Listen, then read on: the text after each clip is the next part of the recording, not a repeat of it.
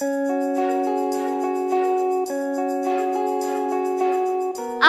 with Dr. Reju is a platform where we take a more in-depth and intentional look into various life issues and bring clarification so we can navigate our way through with knowledge. Join us on Patrice Radio as we take this journey to discovery.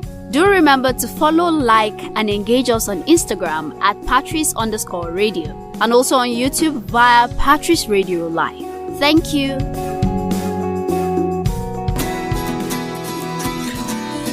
better Nigeria. Is it a myth or do we keep hoping? Nigeria is a highly religious country. How come corruption thrives? Why is adoption not encouraged in Nigeria? Is there a future for the Nigerian youth? Being rich and famous, is that the only drive to be an artist? What makes a great nation? Is it the leaders? What about the people? This is Answers with Dr. Reju. Hi, my name is Onari, and this is Answers with Dr. Reju, where critical life issues are clarified. I have in the studio this evening my key panelist, Obi Brown, and Mr. Isaac Omoni, and our chief resource person, Dr. Reju himself. Now, last week we debuted the series on the family, and we made a promise to you, the listener, that we're going to continue exactly on the pivotal issue we're discussing on, which was the family as the cornerstone for societal transformation. We established that if society isn't panning out well or as expected, we should go back to the family, which has the wherewithal, the hope for that societal transformation. Now, this is where we left off last week. Dr. Reju was saying, we have the radio to contend with. We have books to contend because those are entry points of another kind of value system. So parents need to be alive to their responsibilities. You know, like I said, maybe we're still going to talk about parenting too, specifically in this program. But the primary way of parenting is that there must be that willingness and the ability and the, seeing the necessity to be able to enter the world of your children. Now, that's an indicting statement in itself, because you want to ask yourself, how come that the child has a world that's not yours? Because that's what we say outside. We must be able to enter the world of our children. Where did they get the world from? Where did they get it from? So for me, I want to challenge parents.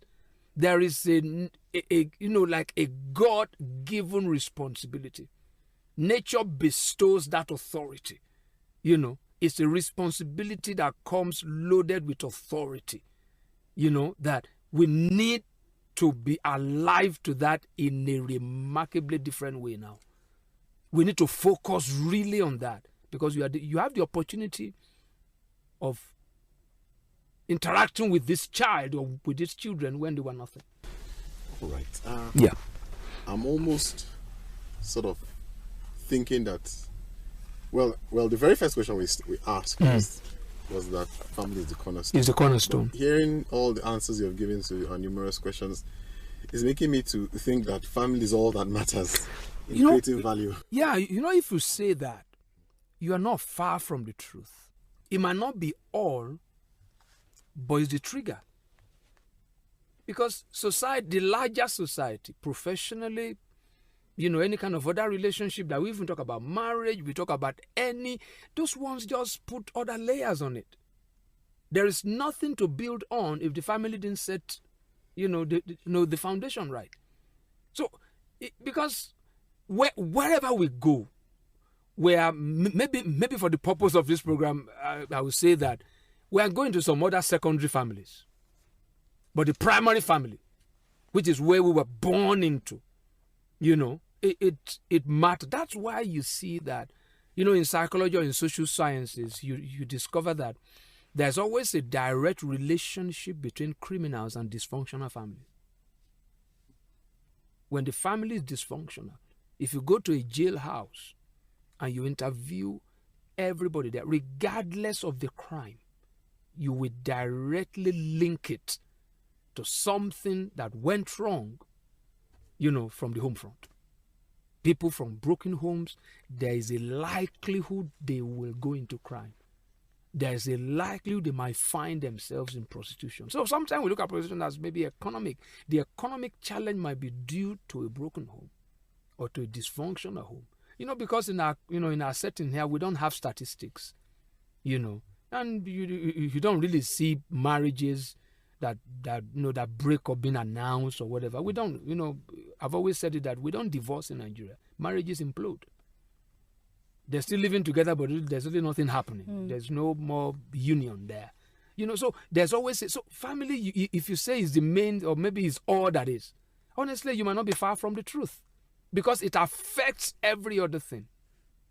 If you talk to a child from day one, if the value you are trying to inculcate in that child is never take what doesn't belong to you, you might be producing a politician who will never steal government money.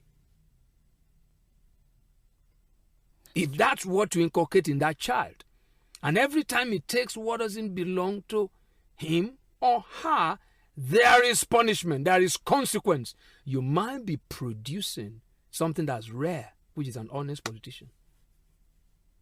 Because that child will go to school, right?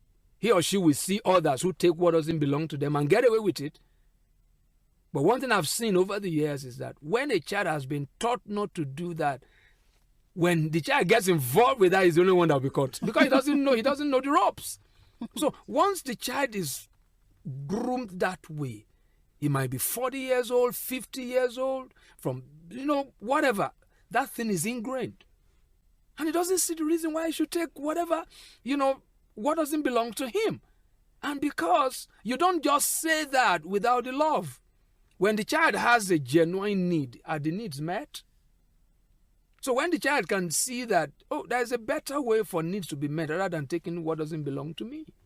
Because every child has a tendency to go off on a tangent, but the parent, like I said, they create the boundary. The question that I was thinking about was how, while we're still talking about this issue of pluralism. Okay. Let me talk about pluralism in the sense of different values. Okay. Even in the same society, all right, in a small community. Okay. Now, so what I'm thinking is that different value systems come from different family values. Okay.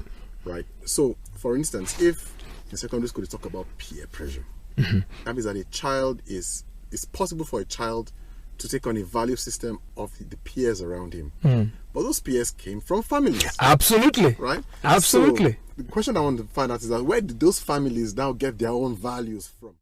This is a fantastic question, because again, it takes me back to trying to redefine stuff. Okay. Right? Because there's times when we don't know where the family we're talking about now, whether this family, this man and woman who is initiating this family, they have been also products of something that is not too accurate. I was sharing with you guys, before we came on air, that I was in a program, and one of the questions that came up is that this young girl, asked the question, how do I, relate with my mother when she always tells me that don't tell daddy that this is how much we bought this stuff. Right?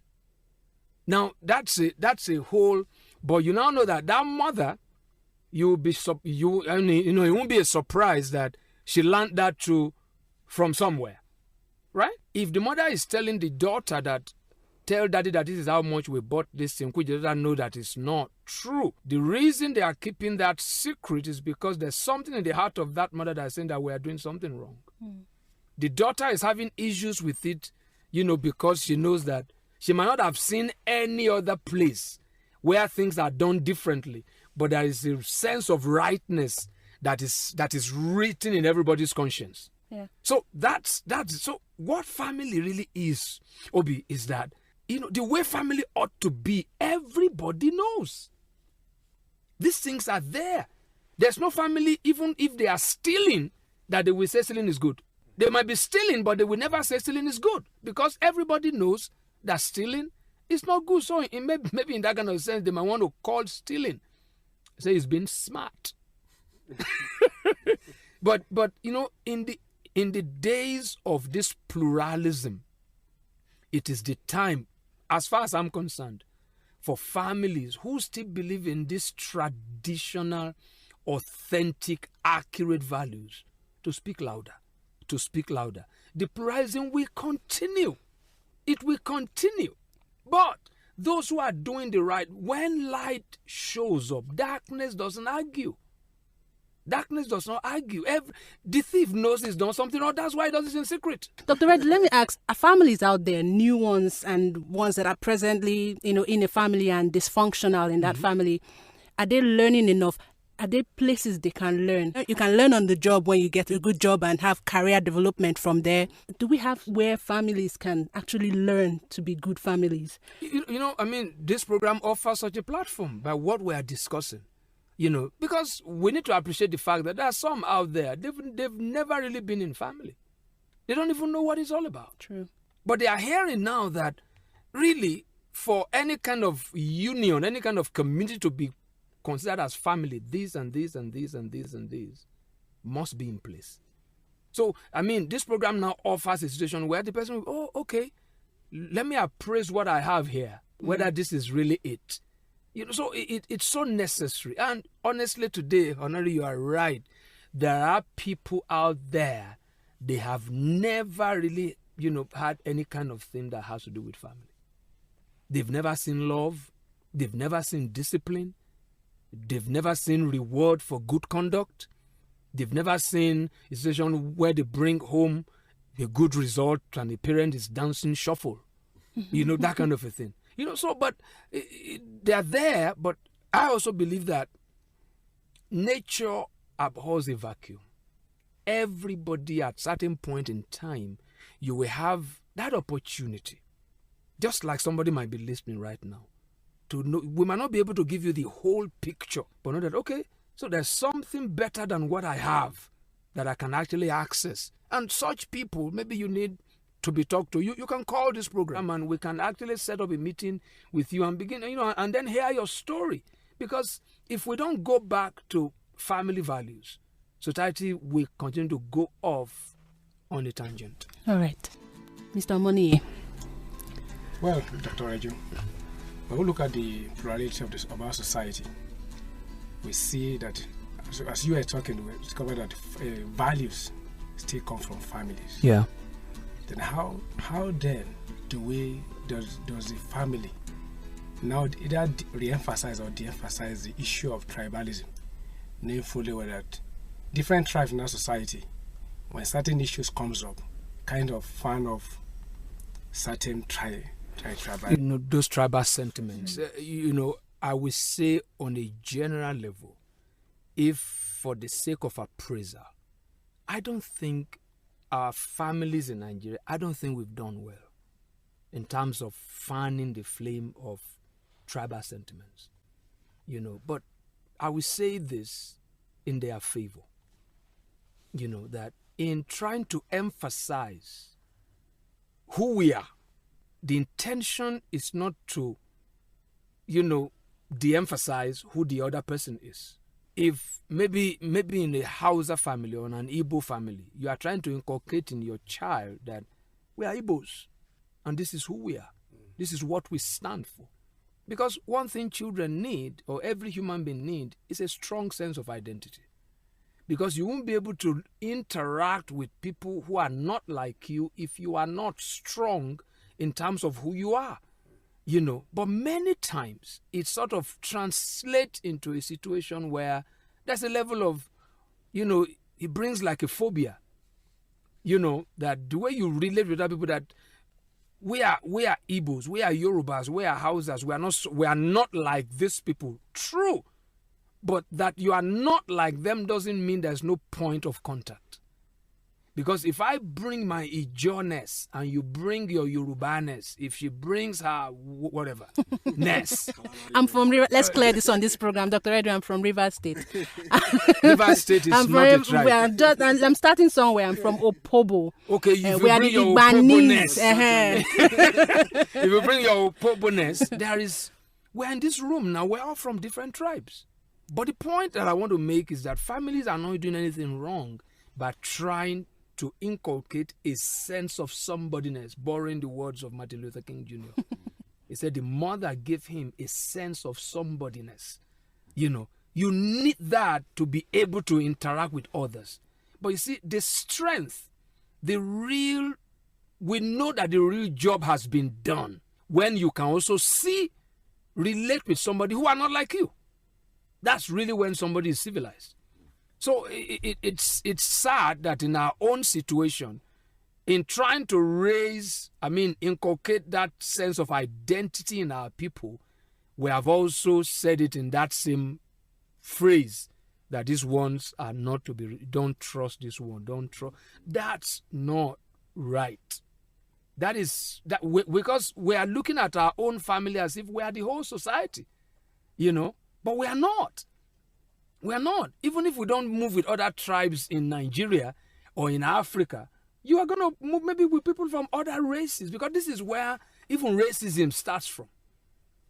When a white man or a black man believes that anybody who is not of your skin pigmentation is not somebody that you want to be free with, it's not somebody you want to relate with. It sort of destroys society.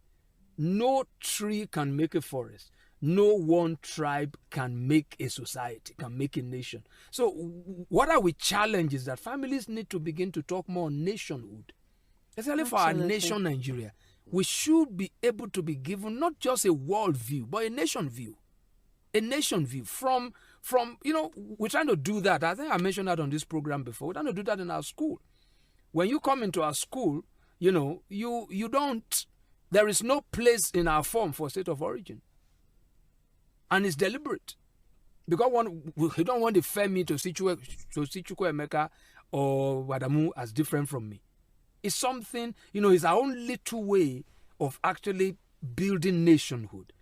So to fund tribalism, is to create a foundation for chaos. Because when the effect starts coming, everybody's going to suffer for it. So it's of no use trying to train your child to be afraid or to become arrogant to others. And I think you also mentioned something about maybe you go to school and there is peer pressure where somebody has been taught that way. And my own prescription is this. I want to train those that I have the opportunity of training about peer pressure, but not portraying them as the victim. But they are the peer that can pressure. It's a totally different way of looking at this thing. You see, the way we've always trained peer pressure, we raise wimps. We raise weaklings. You've already prepared the mind of the child that there's something out there that's superior to you.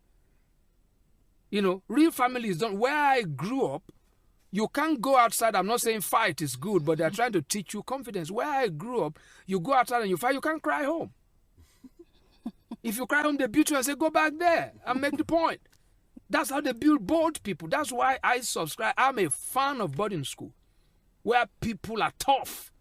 If you're tough, I'm tough. Everybody, they recognize their limits. That's not violence. But we have a generation and they're a group of wimps. Somebody posts something on Facebook and call you that your nose is big. You go and commit suicide. That brings me to my question. Honestly, it does. Because I had just been thinking about it. Lots of times when you read write-ups in demography, right? You hear them talk about different generations. You hear about the baby boomers, about the Generation X, you hear about the millennials. And every time you talk about these different generations as having different values. So I'm asking myself, how did they get there? Exactly. I mean, how does a generation who gives birth to millennials have different values from the millennials? So perhaps the question is, what other sources of values are there, right, that sort of add to this, to children, to a subsequent generation that was not... They sort of lose it. Yes. In the beginning, it is a family community, is a community that set up the schools. In fact, most of the parents also teach in the schools. As societies evolve, people get busy here and there, economic activities grow, and then we get further and further and further away from that root. And if we get to a point where we don't have anything to draw on, we have to define something. That's where it starts from. So we must never forget where we're coming from. Even the way you asked your question, you know that there's something wrong with that. How come a people of high values produce people who are just a group of all comers. If I get you right, Yeah. are you saying values should be strong enough to be passed from baby boom Y, Z to millennials? They if should it be is- that strong. They if- can't. Exactly. Or perhaps Exactly. people didn't take the values very seriously. Absolutely. At certain point, somebody got irresponsible. What you learned, you are not passing it on. It's like a relay race, right? I mean, you're on the third leg and you have a baton in your pocket. And before the person gets you remove it and start running. You won't get the same baton that started it from the first batch is the one you present at the end. That's the way values are. Can we use companies like Coca-Cola has been there for like ever because they have like things that they don't break, secrets and all those things that they don't break. Can we You have transcend brought in that to? a very wonderful example. The recipe is the most valued asset of Coca-Cola because the taste of Coca-Cola in Singapore must be the taste in Zambia. Because that recipe is the same. You can't say, okay, we are Zambians, we are going to add Pepper. You can't say that. So values, and values get better. They get more refined as they pass generations. But sometimes we just feel, somebody comes and say, no, that's off. You're not really, like I hear, your parents are telling you, are you a baby? Ooh, they want to kill you. They want to kill you. Because if you can get to a point where you no longer value instructions, you are disconnected from life. You are disconnected from life. That's a recipe for destruction. That's a recipe for abortion of destiny. So we must understand these things. There are some things we don't outgrow. There are some things we don't outgrow. Societies that are well structured. Like I was listening to Obama yesterday when he was giving his speech at the General Assembly, and he said some things that democracy is tough. It's not for the wimps. It's very tough that you are president and there are some things you cannot do. You don't have absolute powers. It's tough. You are well intended, but in a particular case where you just mouth democracy and you can just destroy your people, then you are a weakling. That you are a wimp. Life is difficult. But values make it livable. Once we no longer value those kind of things that are sacrosanct, that are foundational, we're just saying that we want the house to collapse, and it will. It will. Okay. We've come to the end of this episode, but I'm sure we will, find other segments of this particular topic to continue with. A take home for us is that family is a cornerstone of every society, and we should emphasize on values rather than on tribes, and that we should values can and should never be diluted. They should always transcend. Thank you, Dr. Reju. It's been an interesting time at the studio today. Thank you very much. And let me use the opportunity to say that, if you really want to have a time out with us, if you want to have, maybe like a face-to-face kind of thing, especially when we discuss this family issue, please, maybe you want to send a text and you can schedule an appointment with any one of us or even me, and then we can actually, talk face to face. Yes, you can call us on 081-4456-9000. Mr. Omoniyi, Obi Brown, it's good having you. The peace sign again. Okay, peace. We'll see you guys next week. Join us again on Answers with Dr. Reju, where critical life issues are clarified.